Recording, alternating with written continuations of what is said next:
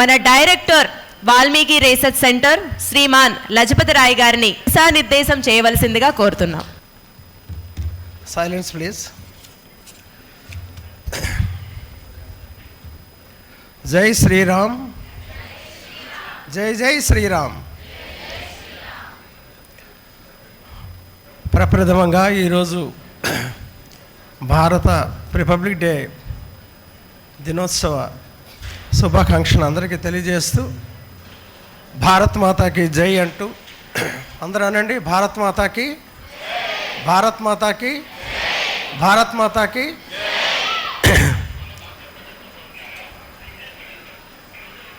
ఈరోజు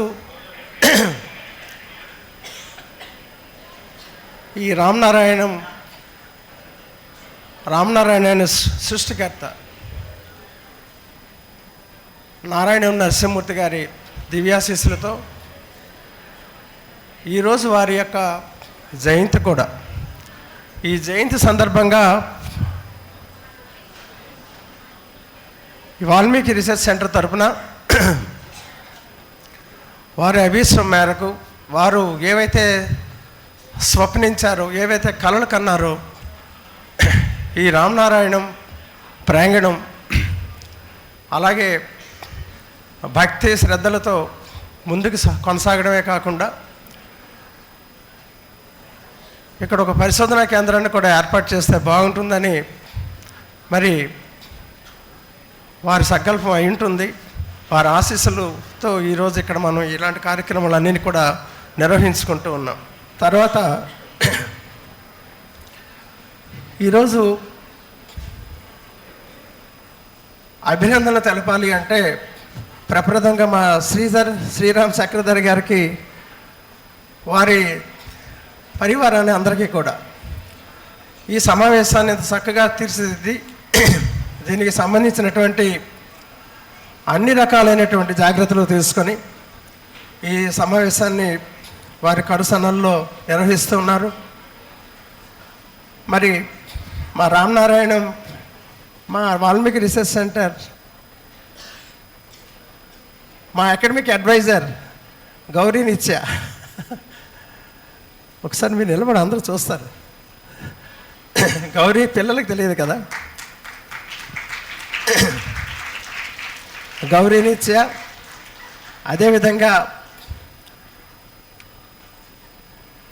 ఇక్కడ ఉన్నటువంటి రామనారాయణం, మన నారాయణం నరసింహమూర్తి గారి కుటుంబ సభ్యులు శ్రీనివాస్ గారు, రామయ్య గారు, వారి సతీమణులు అందరూ కూడా ప్రప్రథమంగా వారి అమ్మ ఆవిడ కూడా వచ్చున్నారు అక్కడ, నరసింహమూర్తి గారి. మరి వారికి పాదాలకు నమస్కరిస్తూ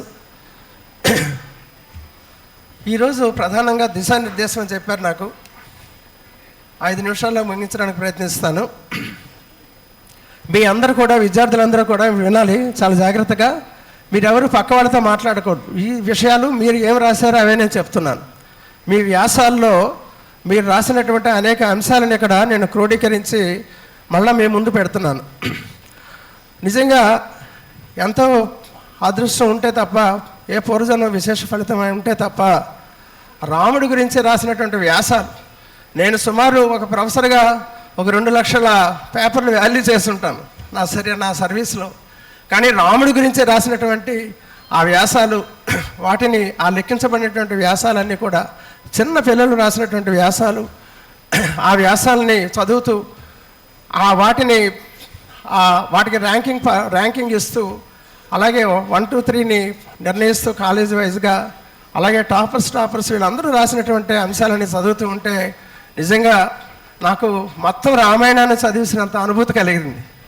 చాలా చక్కగా రాశారు పిల్లలందరూ కూడా. ఒక అమ్మాయి అయితే రాసింది, అమ్మాయి అంటే పేర్లు చదివితే ఇక్కడ నాకు టైం సరిపోదు. ఆమె రాసింది యుద్ధకాండ గురించి చాలా చక్కగా రాసింది. ఆ యుద్ధకాండలో ఒక అంశం గురించి రాసింది. అదేంటంటే యుద్ధం అనేది చివరి మార్గం మాత్రమే కావాలి. యుద్ధం అనేటటువంటిది last resort. War is the last resort. ఇప్పుడు ప్రపంచం అంతా కూడా యుద్ధ వాతావరణంలో ఉంది. ప్రపంచ యుద్ధం వస్తుంది అనేటటువంటి సంకేతాలు కూడా ఉన్నాయి. కానీ ప్రపంచ శాంతిని కోరుతూ శాంతిగా ఉండాలి అంటే మనం యుద్ధ మార్గం అనే దాన్ని చివరి అస్త్రంగా మాత్రం ప్రయోగించాలి.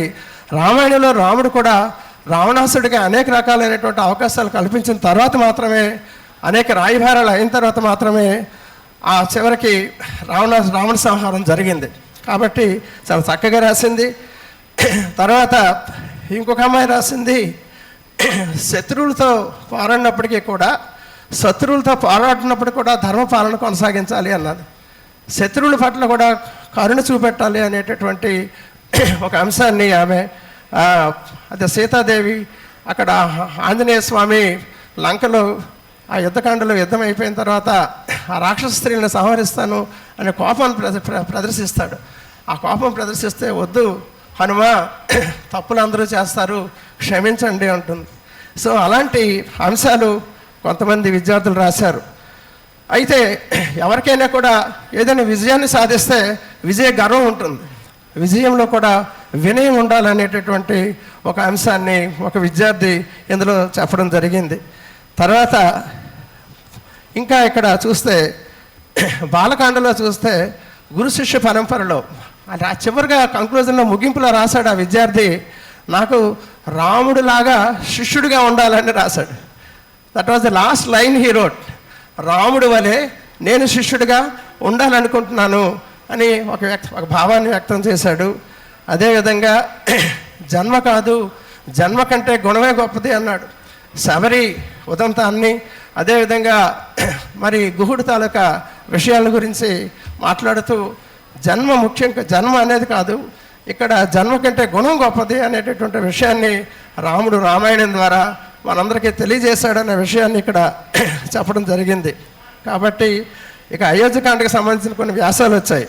ఆ అయోధ్యకాండలో ఏంటంటే సత్యపాలన, ఇచ్చిన మాటని నిలబెట్టుకోవడం, వ్యక్తిగత సుఖం కంటే ధర్మమే ముఖ్యమని ఒక విద్యార్థి రాశాడు. ధర్మాన్ని పరిపాలించడంలో, ధర్మాన్ని ఆచరించడంలో మనకు అనేక అడ్డంకులు ఎదురవుతాయి, కానీ వాటిని ఎదుర్కోవాలి. ఆ విధంగా మనం ఎదుర్కొని రాముడు ఏ విధంగా అయితే ధర్మపాలన కోసం ఆయన నిలువెత్తు విగ్రహం, రామ విగ్రహం ధర్మ అనేటటువంటి ఒక అంశాన్ని ఆయన ప్రస్తావిస్తూ ఆ విధంగా రాశాడనమాట. అదేవిధంగా తల్లిదండ్రుల పట్ల విధేయత, నిజంగా చెప్పాలంటే తల్లిదండ్రులు ఎటువంటి నిర్ణయాలు తీసుకున్నా కూడా మనం దానికి బొద్దులై ఉండాలని రాశాడు. చాలా చక్కగా రాశాడు. తల్లిదండ్రులు తీసుకున్న నిర్ణయాన్ని నువ్వు అసెస్ చేయలేవు, నువ్వు దాన్ని కాదు కూడదు అనలేవు అని రాశాడు చివరిలో. ఈ రోజు నుంచి నేను నా తల్లిదండ్రులను గౌరవిస్తాను ఈ వ్యాసంలో చివరి ముగింపులో రాశాడు. అంటే కొంతమంది విద్యార్థులు కొంచెం డెప్త్లోకి వెళ్ళి రాశారు. ఇది చాలా మనందరికీ చాలా ఆనందాన్ని కలిగిస్తుంది. అదేవిధంగా సౌకర్య త్యాగం, జీవితంలో అందరూ సుఖాలే కావాలనుకుంటారు. సీతామహాతల్లి ఎన్ని కష్టాలు పడింది, రాముడు అడవుల్లో ఎన్ని కష్టాలు పడ్డారు. మనం కూడా కష్టాలకి భయపడకూడదు, కష్టాలను ఎదుర్కొని మన విజయాన్ని సాధించాలని రాశాడు. అదేవిధంగా అధర్మ ఫలితాలు, అధర్మంగా ఉంటే ఫలితం తొందరగా వస్తుంది, కానీ అధర్మ ఫలితం సరైనటువంటి ఫలితాన్ని ఇవ్వదు అనే కంక్లూజన్ చేశాడు. చాలా బాగా రాశాడు అబ్బాయి ఎవరో కానీ. తర్వాత ఇక్కడ విలువలపై ఆధారిత మైత్రి అనే ఒక వ్యాసాన్ని రాశాడు. అంటే విలువలు, అక్కడ సుగ్రీవుడు వాలి సంగతి మీ అందరికీ తెలుసు. నువ్వు వాలి అంటాడు, రామ నాకొక మాట చెప్తే నేను సీతాదేవిని తీసుకొచ్చి ఉండేవాడిని కదా అని. కానీ రాముడు అంటాడు, నాకు విలువలతో కూడిన ధర్మం ఇంపార్టెంట్, నువ్వు ధర్మాన్ని తప్పావు కాబట్టి నీ సహాయాన్ని నేను తీసుకోలేను అంటాడు. ఆ విధమైనటువంటి అంత గొప్ప ఆలోచన మరి ఆ విద్యార్థులందరూ తమ వ్యాసాల ద్వారా ఇక్కడ వ్యక్తం చేయడం చాలా. అదేవిధంగా ఒక విద్యార్థిని రాసింది, మాసాల పట్ల జాగ్రత్తగా ఉండండి అని. మారీచుడు ఏ విధంగా వచ్చి ఆ బంగారు లేడు రూపంలో ఆ విధంగా వచ్చి అక్కడ మోసం అంటే మాయ చేసి సీతాదేవిని తర్వాత రావణాసుడు తీసుకెళ్ళిపోతాడో, బీ కేర్ఫుల్, జాగ్రత్తగా ఉండండి అని రాసింది. సో మోసాల పట్ల జాగ్రత్త, వివేకమే రక్షణ. తర్వాత విలువలపై ఆధారిత మైత్రి గురించి మనం చెప్పాము ఇప్పుడు. తర్వాత అధికార దుర్వినియోగానికి నియంత్రణ, అధికార దుర్వినియోగానికి నియంత్రణ చాలా అవసరం అంటూ అక్కడ విభీషణుడు తర్వాత రావణాసుడు సంబంధించినటువంటి వ్యాసాన్ని రాస్తూ దీన్ని ముగింపుగా చెప్పారు. ఇక సుందరాకాండంలో కొన్ని వ్యాసాలు వచ్చాయి. ఈ సుందరాకాండంలో వచ్చిన వ్యాసాలు నిస్వార్థ సేవ, ఫలాపేక్ష లేనటువంటి కర్తవ్యనిష్ట, దీనికి సంబంధించినటువంటి చాలా గొప్పగా రాశారు. వినయంలోనే నిజమైన బలం ఉందని, ఆత్మసమర్పణ ద్వారా శక్తి ఉద్భవిస్తుందని, నిరాశలో కూడా ఆశ ఉంటుందని, కాబట్టి ఎవరు నిరాశ చెందవలసిన అవసరం లేదు. ధైర్యంగా మనం ముందుకెళ్ళినప్పుడు జీవితంలో ప్రతి అంశాన్ని కూడా మనం సాధించగలం అనేటటువంటి ఒక శుద్ధమైనటువంటి సంకల్పం అందరిలో ఉండాలనే ఆలోచన అనే భావాన్ని చాలామంది విద్యార్థులు రాయటం జరిగింది. సో ఇక్కడ ఈ విధంగా చూస్తే ఎక్కువ మంది వ్యాసాలు విద్యార్థులు, ఇంకా 2 నిమిషాలు, ఎక్కువ మంది విద్యార్థులు రాసినటువంటి వ్యాసాలు దేని మీద ఉన్నాయి అంటే హనుమంతుడి మీద ఎక్కువగా ఉంది. హనుమంతుడు సేవ, భక్తి, సామర్థ్యం, దీనికి సంబంధించి నిస్వార్థ సేవ, స్వలాభం లేకుండా ధర్మ కార్యానికి అంకితం అయిపోయాడు ఆంజనేయ స్వామి. సో ఆ విధమైన పాయింట్స్ రాశారు. అదేవిధంగా ఒక్క శక్తి ఉంటే సరిపోదు, ఆ శక్తికి వినయం కూడా తోడవాలి. వినయము ప్లస్ శక్తి అనేది ఏదైతే ఉందో అలా అహంకారం లేకుండా ఆ శక్తిని ఉపయోగించాలి అనేటటువంటి ఒక మంచి భావాన్ని ఒక విద్యార్థిని, 5వ క్లాస్ విద్యార్థి, ఆమె సగం పేపర్ పూర్తిగా రాయలేదు, మొదటి పేజీలో హాఫే రాసింది, కానీ సొంతంగా రాసింది. నాకు అర్థమైపోయింది ఆ సెంటెన్స్లు, 5వ తరగతి పిల్లల తాలూకా దస్తూరి ఎలా ఉంటుందో. చాలా చక్కగా రాసింది. ప్రైజ్ రాలేదు కానీ మంచి భావాన్ని వ్యక్తం చేసింది. అదేవిధంగా ఇక్కడ అసాధ్యమైనటువంటి పని ఏదీ లేదు ప్రపంచంలో, ప్రతిదీ కూడా సుసాధ్యమే. Nothing is impossible. మీకు సరైన ఆసక్తి ఉంటే ఆ శక్తి భగవంతుడే ప్రసాదిస్తాడు, మన విజయాన్ని సాధించగలం అనే అంశాన్ని ఇక్కడ తెలియజేయడం జరిగింది. భరతుడి మీద ఒక 8 వ్యాసాలు వచ్చాయి. ఈ భరతుడి మీద వచ్చినటువంటి వ్యాసాలు ఏంటంటే అన్నపైన ఉన్నటువంటి భక్తి, రాముని పాదకులతో పాలన, దీని గురించి బాగా విశ్లేషించారు. అదేవిధంగా నైతిక ధైర్యము, కర్తవ్య పాలన, వ్యక్తిగత భావాల కన్నా ధర్మానికి ప్రాధాన్యం ఇవ్వాలి అనేటటువంటి అంశంలో ఇక్కడ చెప్పడం జరిగింది. ఈ విధంగా ఇలా చదువుకుంటూ పోతే ఇంకొక 10 నిమిషాలు నాకు కావాలి, కానీ అవసరం లేదు, ముగిస్తున్నాను. అయితే ఇక్కడ లక్ష్మణుడి గురించి, లక్ష్మణుడు కోపం ప్రదర్శించిన విధానం గురించి, తర్వాత అదేవిధంగా జటాయువు ఏ విధంగా తన వంతు కర్తవ్యాన్ని నిర్వహించాడు, మరి రావణాసురుడిని అడ్డుకోవడంలో సీతమ్మ వారిని తీసుకెళ్తున్నప్పుడు ఏ విధంగా ఎదిరించాడు అనే విషయాలు చాలా చక్కగా రాశారు. ఇందులో ప్రధానంగా రాసింది ఏంటంటే త్యాగస్ఫూర్తి, ప్రాణాలు సైతం పరమేశ్వరుడి కోసం అర్పించడానికి జటాయువు అని ఒక పక్షి సిద్ధమైనప్పుడు మనం మానవ మాతృలుగా ఆ రాముణ్ణి మనం ఏ విధంగా వేడుకోవాలి, ఆ రాముణ్ణి ఏ విధంగా మనం ఆదర్శంగా తీసుకోవాలి, ఆ రాముణ్ణి పాద పద్మాల దగ్గరికి మనం ఏ విధంగా చేరాలి అనేటటువంటి ఒక గొప్ప భావాన్ని ఎక్స్ప్రెస్ చేస్తూ, అదేవిధంగా కైకేయికి సంబంధించి ఒక పాట ఉంది ఇక్కడ, ఒక సెంటెన్స్ ఉంది ఇక్కడ. అదేంటంటే ఈ చెడు సలహాలు మనిషిని మారుస్తాయి. మై డియర్ స్టూడెంట్స్, మీరు చెడు సలహాలు ఎవరైనా మీ ఫ్రెండ్స్ కానీ ఇస్తే, మీ స్నేహితులు కానీ ఇస్తే, ఎవరు చెప్పినా కూడా చెడు సలహాలను మీరు స్వీకరించవద్దు. So be positive and be open minded. So చెడు సలహాలు స్వీకరించకూడదు అని కైకేయి గురించి రాస్తూ ఒక రకమైనటువంటి ఎక్స్ప్రెషన్ చేయడం జరిగింది. అలాగే ఇక సీతమ్మ గురించి ఇంచుమించు 28 వ్యాసాలు సీతమ్మ తల్లి గురించే వచ్చాయి. ఇందులో 4 పాయింట్స్, దీంతో ముగిస్తున్నాను. ఇందులో సీతమ్మ తల్లి ఆత్మగౌరవానికి ఎక్కువగా ప్రాముఖ్యతనిచ్చింది.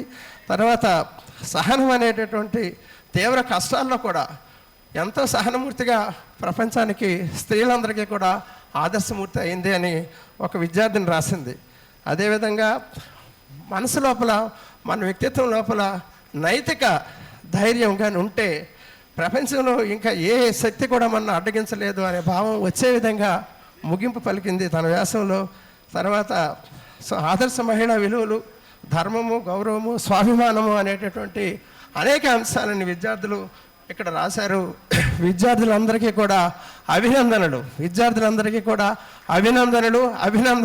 అభినందనలు. జై శ్రీరామ్.